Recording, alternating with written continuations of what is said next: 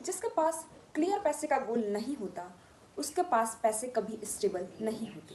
है this is Anshu Swaha, welcome back to our channel. आज का हमारा टॉपिक है आर्थिक लक्ष्य कैसे बनाएं। It is second part of the time management series by Sudhir Dixit. Simple बात में समझो कि टाइम मैनेजमेंट का रियल पर्पस क्या होता है। हम टाइम मैनेजमेंट क्यों करते हैं? क्योंकि द फर्स्ट इज पैसे चाहिए, इसलिए हम टाइम मैनेज करते हैं। अमीर लोग टाइम मैनेजमेंट क्यों सीखते हैं या फिर टाइम मैनेज क्यों करते हैं? क्योंकि पैसे के लिए ग्रोथ और सिक्योर फ्यूचर। तुम्हारा फाइनेंशियल ग्रोथ क्लियर नहीं है तो तुम्हारा पैसा भी कभी क्लियर नहीं होगा, तुम उसे यूज नहीं कर पाओगे क्योंकि आपके पास सही डायरेक्शन नहीं है। तो फर्स्ट स्टेप क्या हो सकता है? आप क्लियर गोल रखो। क्लियर गोल कैसे रख सकते हो? जब तक तुम्हारा नंबर क्लियर नहीं होगा तब तक तुम सीरियस नहीं होगे। फॉर एग्जाम्पल, मान लो दो व्यक्ति हैं, एक बोलता है कि मैं अमीर बनना चाहता हूँ और दूसरा बोलता है कि मैं 1 करोड़ या 10 करोड़ रुपए अमीर बनने के लिए मुझे चाहिए। तुम्हें क्या लगता है कि कौन सा इंसान अमीर बनेगा? वो जो बोल रहा है कि मैं अमीर बनना चाहता हूँ या वो जो बोल रहा है कि मुझे 10 करोड़ रुपए चाहिए अमीर बनने के लिए? सही सोच रहे हो। सेकेंड पर्सन इज, जब तक तुम्हारा नंबर क्लियर नहीं होगा तब तक तुम अमीर तो नहीं बनोगे। The second is set the deadline. अब उसने बोल तो दिया कि उसे 10 करोड़ रुपए चाहिए अमीर बनने के लिए और उसने डेडलाइन ही सेट नहीं की। कब तक? अगर वो 20 साल का है या फिर तब उसे 60 साल में चाहिए होंगे तो 60 साल में अमीर बनेगा तो क्या हम कहेंगे उसे?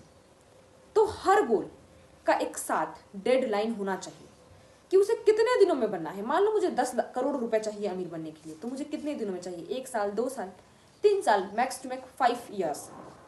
यानी हर नंबर आपका क्लियर होना चाहिए और साथ ही साथ टाइम भी क्लियर होना चाहिए।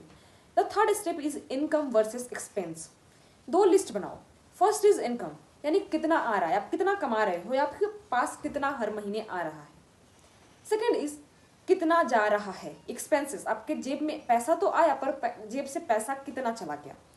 सच साफ साफ वही दिखेगा आपको कि बहुत सारे लोग होंगे जो कॉर्पोरेट जॉब्स करते हैं। मैं कॉर्पोरेट जॉब वालों की मजाक तो नहीं उड़ा रही, एक सिंपल बात है कि उनके पास सब रिलेट कर पाएंगे उससे। क्या है कि इनकम आता है, उन्हें सैलरी मिलती है, वो आते हैं।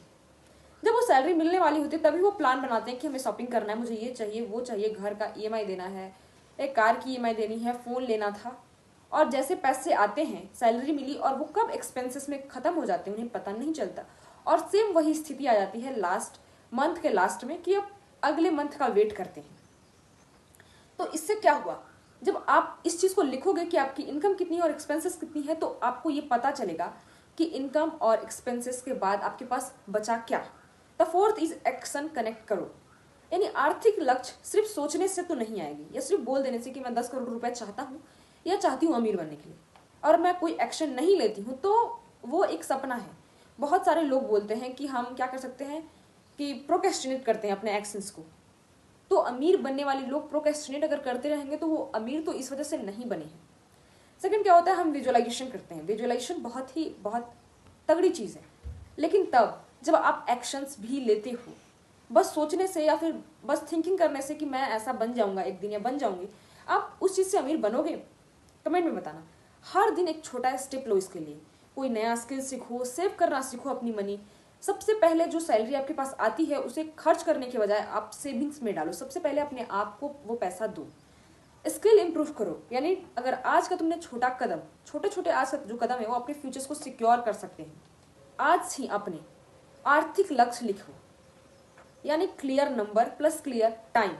नेक्स्ट पार्ट में हम बात करेंगे कि महत्वपूर्ण काम को सबसे पहले कैसे करना है और उसकी इंपॉर्टेंस क्या है। अगर तुम सच में अपनी लाइफ को चेंज करना चाहते हो तो इस सीरीज को फॉलो करो, क्योंकि ये सीरीज तुम्हें अपने नेक्स्ट लेवल पे जाने में हेल्प करेगी। Thank you so much. We will meet in the next video.